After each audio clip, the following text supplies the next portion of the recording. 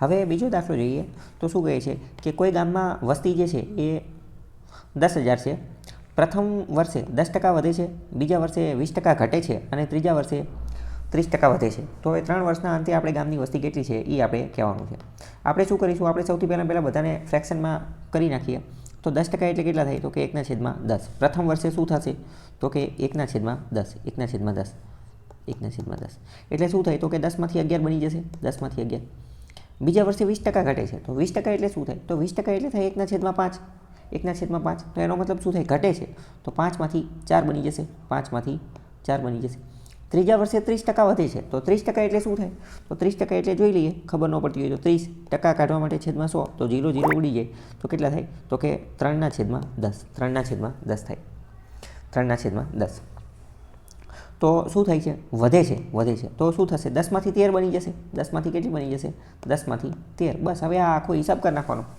3 વર્ષના અંતે મેં તમને પહેલાં જ કીધેલું હતું કે પહેલું અને છેલ્લું, પહેલાંમાંથી છેલ્લું જતું હોય તો આ પહેલું છે, આ પહેલું અને આ છેલ્લું, પહેલાંમાંથી છેલ્લું જતું હોય, પહેલાંમાંથી છેલ્લું રેશિયોની અંદર ડિટેલમાં ચલાવેલું હતું, પહેલાંમાંથી છેલ્લી જતું હોય તો આ બધાનો ગુણાકાર કરવાનો, આ બાજુના અને આ બાજુના બધાનો ગુણાકાર કરવાનો. તો બસ સેમ એ જ વસ્તુ કરીએ.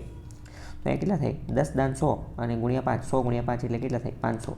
500માંથી કેટલા થઈ જશે, તો હવે જો આ 11 ચોક 44 પણ કરી શકીએ, પણ આપણે એવું નહીં કરીએ. આપણે પહેલાં આ 13 અને 4નું કરીએ તો કેટલા થાય, 13 ચોક 52 અને 52 ગુણ્યા 11 કરીએ, 52 ગુણ્યા 11.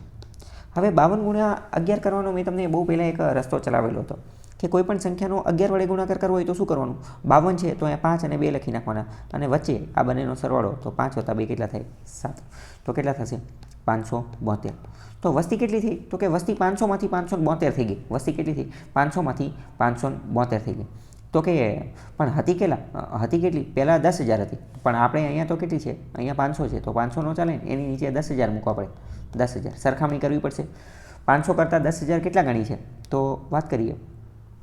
500 કરતાં જે 10,000 જે છે એ કેટલા ગણી છે એ આપણને ખબર હોવી જોઈએ. તો 500 દુ 1000 થાય, 500 દુ 1000 અને આ પાછળનો બીજો જવાબ, તો મતલબ કે 20 ગણી છે.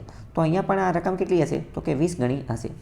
તો 572 ગુણ્યા 20 કરવા પડશે, તો આ 0 અને 572ના ડબલ કરવા પડશે. તો અહીંયા ડાયરેક્ટ 2 વડે ગુણાકાર કરી શકીએ, બરાબર. તો આ 2 દુ 4, 7 દુ 14નો ચોગડો, વધી 1, 5 દુ 10 ને 1 11. તો 11,440 આવી રીતે આવો કંઈક જવાબ જે છે એ આવશે.